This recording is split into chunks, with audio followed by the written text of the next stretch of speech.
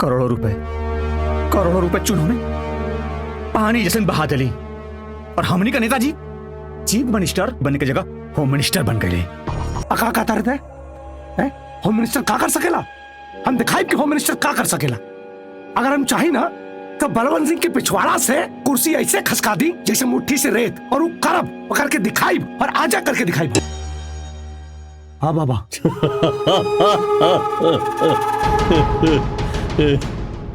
हम तो ठीक बानी। आप वापस सुनाई। अरे हम कहा सुन रहे बानी? हाँ, चीफ मिनिस्टर बनते बनते अचानक से होम मिनिस्टर, ये माजरा हमरा कुछ समझ में ना आयल मंत्री जी। बाबा, जले पे नमक छिड़कल बंद कर और कुछ काम कर। तारा बंदूक में बारूद तब तक सलामत रही जब तक हमार कुर्सी सलामत बा। समझ में आई? हमार बात ध्यान से सुन।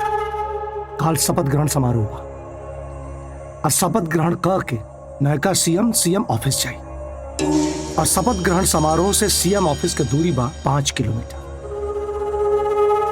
यही रास्ता में कुछ हो सकेला जवन भी तू कहल चाह। ठीक बा। अगर ऐसा बात बा तो फिर धमाका हुई।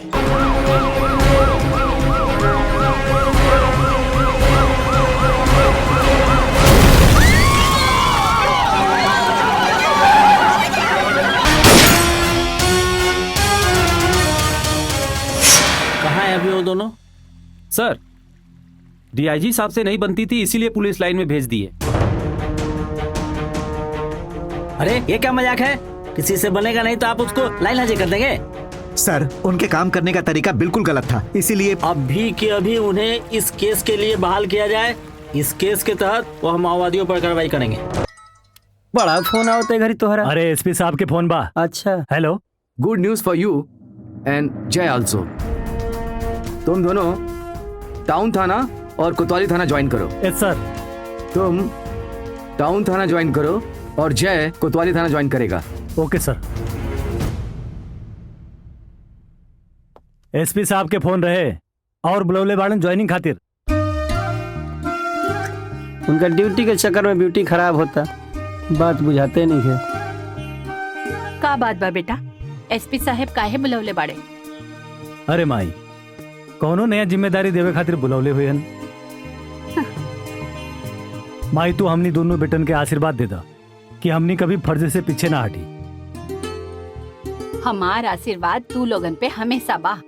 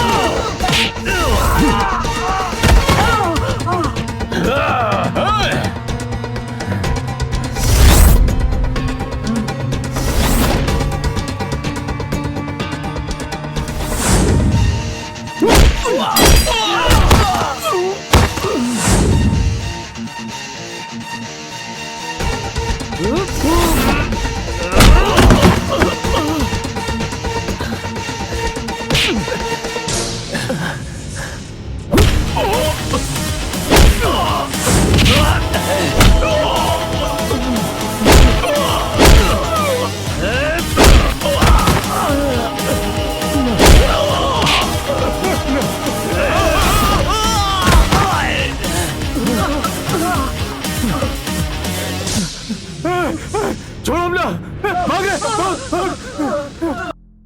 वालेकुम अस्सलाम मंत्री जी, बोलो कैसे हो? क्या मंत्री जी, तुम लोग तो हमारा एक काम नहीं कर पाए, हमारा एक आदमी को नहीं छुड़ा पाए। अरे आप चिंता मत करें असगर भाई, आपके आदमी के जितना जल्दी हो सके छुड़ाई। ठीक है मंत्री जी, हमारा आदमी छूटना चाहिए किसी भी हालत में, और पूरे हिंदुस्तान में तहलका मचाना है। और हाँ, आपका प्लान बहुत अच्छा है। ठीक है मंत्री जी। बाबा, अब मैं जो तुम्हें बोल रहा हूँ गौर से सुनो। मेरी एक खास लड़की है शबनम, जिसे मैं तुम्हारे गैंग में भेज रहा हूँ। वो तुम्हारे ही हिंदुस्तान के कश्मीर की रहने वाली है। तुम उसे अपने गैंग में शामिल कर लो। वो एक आतंकवादी है, वो खुद ब खुद अपना सारा काम कर लेगी। अच्छा अच्छा, ठीक है ठीक है। ओए होए होए होए, आज तक जतरा बन गई। हाँ चल। ए, होश में रहो। अरे छोड़ो हमरा के।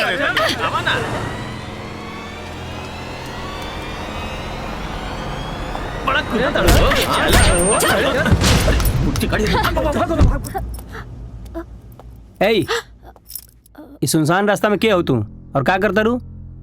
नहीं कुछ नहीं, मैं तो अपने घर जा रही थी। मैं शहर में पढ़ती हूँ ना, यहीं बगल के ही गांव में मेरा घर है। अच्छा भइल कि पुलिस वाला आ गई, न तो आज तार कर ले आने रहे। आइंदा से ख्याल रखिए। हाँ चला गाड़ी में बैठा छोड़ दी।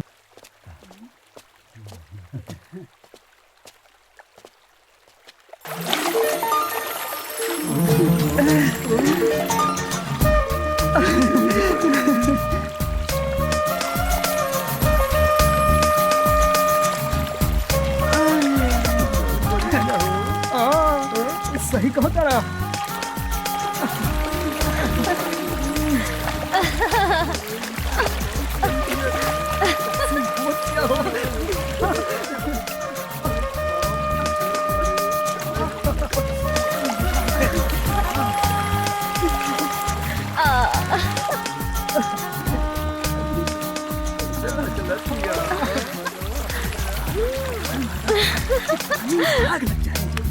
का देखा तारे रे?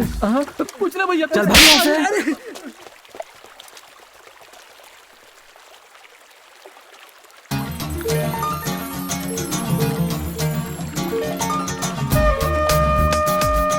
विजय, कल आतंकी अब्दुल को जिला अस्पताल चेकअप के लिए ले जाया जा रहा है। वहाँ अंदर तुम्हारी ड्यूटी रहेगी। पूरी सतर्कता के साथ रहना। ये बहुत ही खतरनाक आतंकवादी है, पलक झपकते ही कुछ भी कर सकता है। ओके सर, आई नो। रहुआ बेफिक्र रही सर, हमरा रहते वहाँ परिंदा भी पर ना मारी। ओके, टेक केयर। थैंक यू सर, बराबर ड्यूटी दो। ओके सर।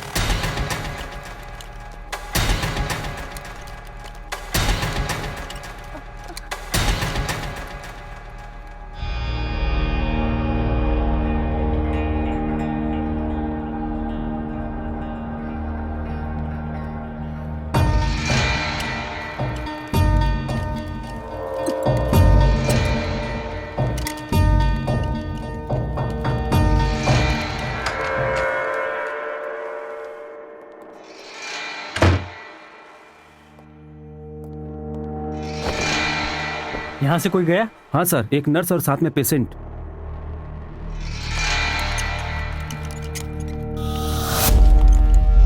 नर्स!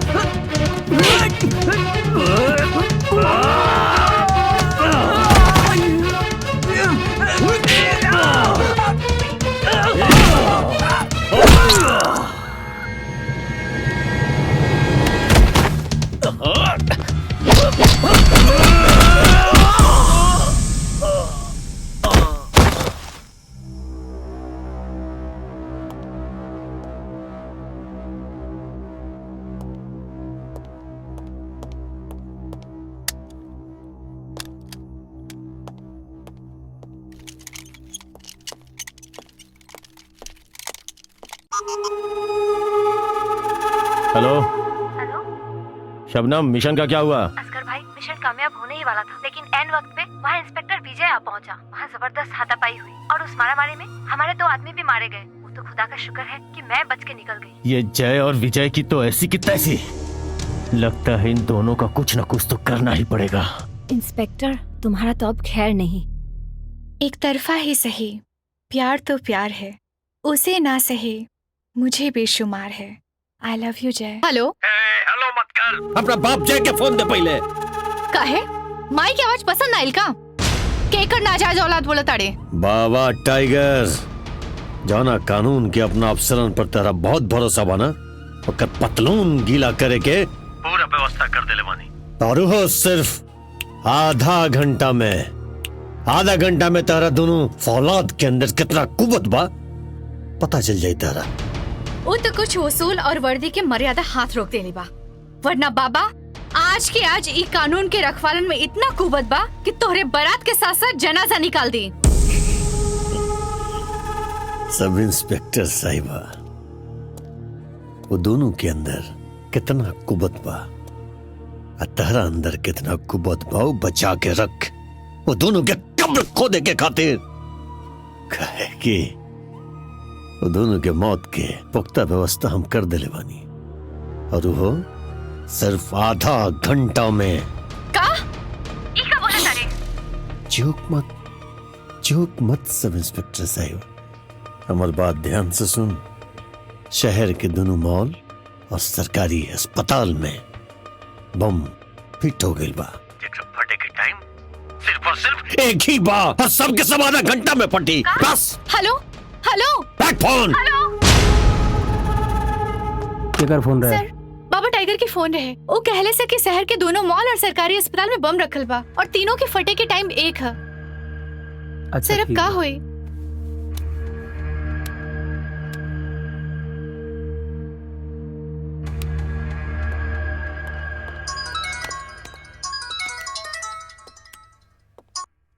अजय बोल। बाबा टाइगर के फोन आई रहे, कहा था कि शहर के दोनों मॉल और सरकारी अस्पताल में बम फिट कर दे लेवानी और तीनों के फटे के समय एक ही बा। ये हमरा समझ में नहीं आवत कि अब का करी।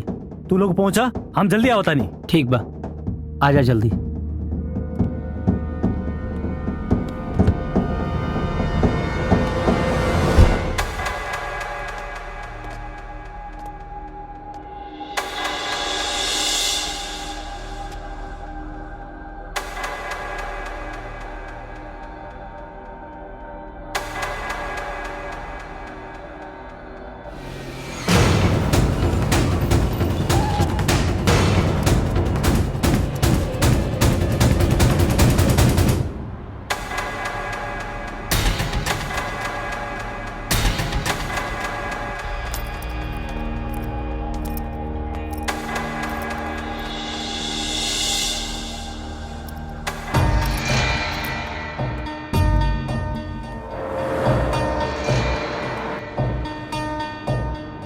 कम फास्ट, समय बहुत कम बा। जी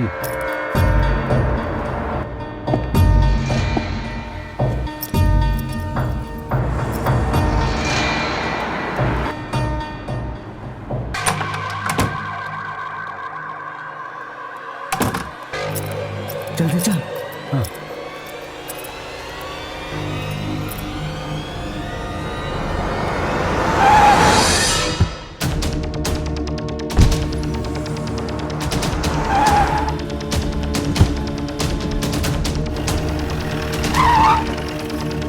चल जल्दी करो।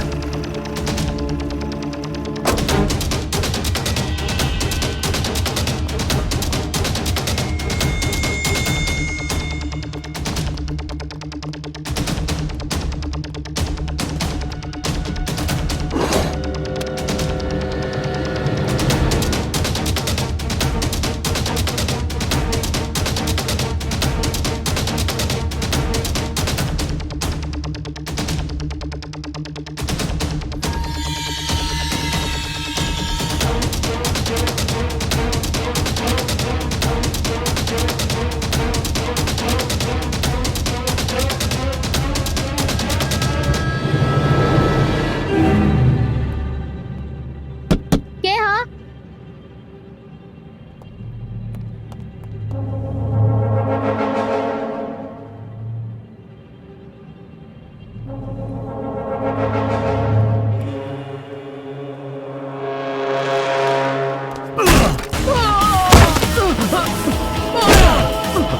पकड़ पकड़, बम लगा हुआ था, देखिए सर। रुक। ए स्टॉप, रुक जा वरना हम गोली मार दे। रुक जा। चल फेंक दे, सच कहता नहीं।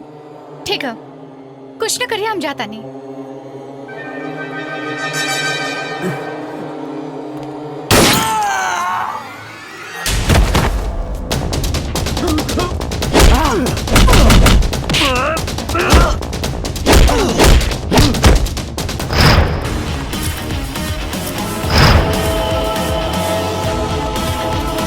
अभी भी कहा था नहीं, रुक जाओ।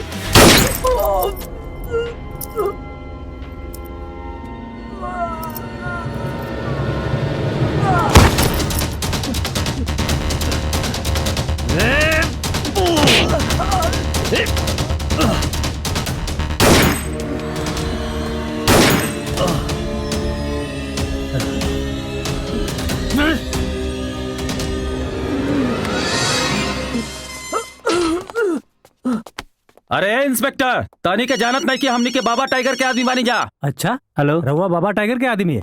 हेलो जय, ये मैं क्या सुन रहा हूँ?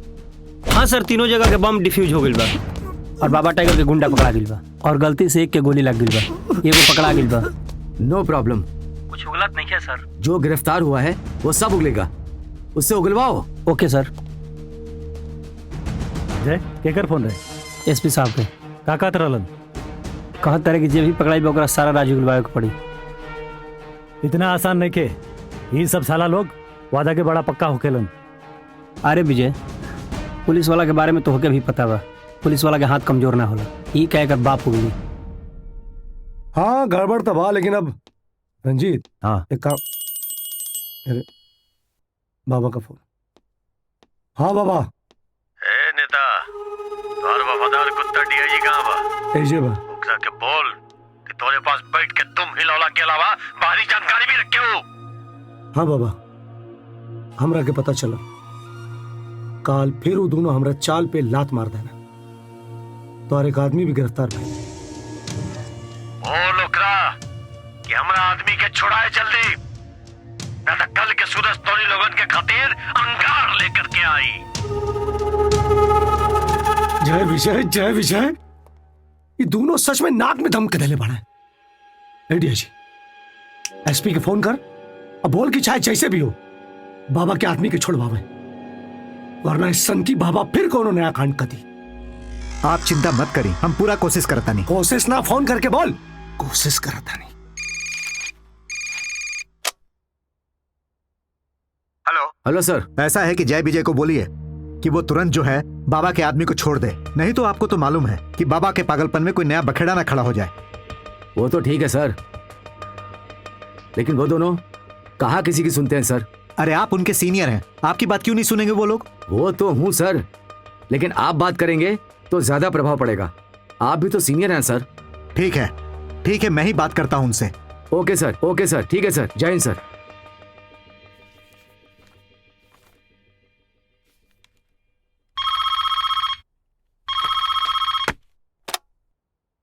हेलो हेलो विजय।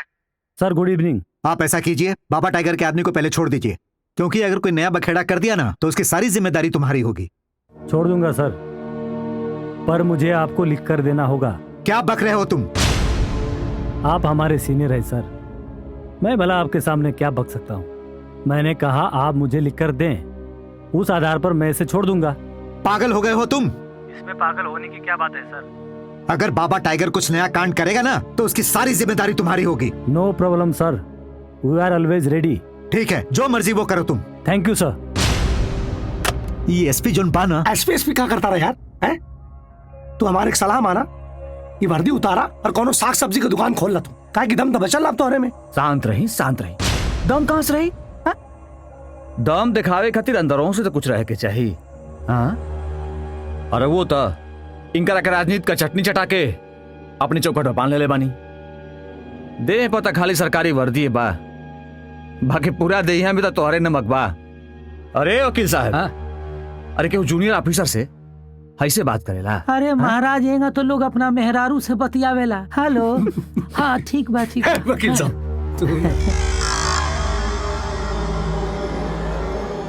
ठीक है, अब लागत है कि हमरे के कुछ करे के पड़े। बाबा क्या कर रहे हो तुम?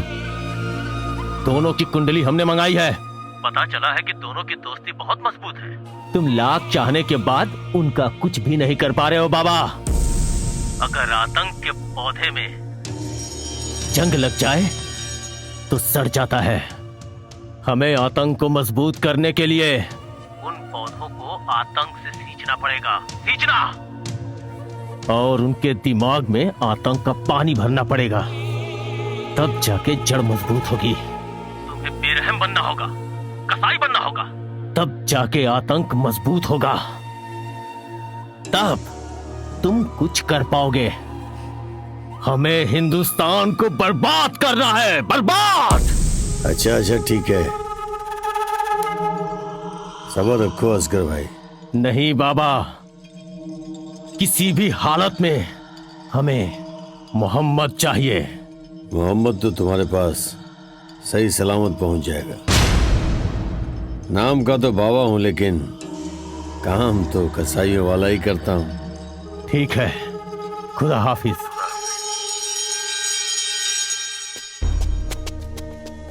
डीएम किले के लोग अभी आए ना? कहाँ ले जा रहे हो तुम लोग? लेके आते ही होंगे। देखो इसका अंजाम बहुत बुरा होगा। तुम लोग जो कर रहे हो अच्छा नहीं कर रहे हो। लो, आ गए। छोड़ दो। कहाँ ले आए हो मुझे तुम लोग? अरे बहुत बोले ताड़े तू डीएम, शांत हो जो, पट्टी खोले कर। हाँ डीएम, जगह की और हमर सब आदमियन के तनी गौर से देख ले। बाबा? बाबा ना, बाबा टाइगर। मुझे यहाँ किस लिए लाया गया है? कुछ खास काम नहीं है, बस समझ लो कि कुछ अदला बदली करना है। मतलब तुम्हारे वो दो जांबाज पुलिस अफसर, हमारे खास आदमी और हमारे दोस्त असगर का भाई मोहम्मद को गिरफ्तार कर लिया है। बस उसी को छुड़ाने के लिए तुम्हें यहाँ लाए हैं। ये ठीक नहीं कर रहे हो तुम।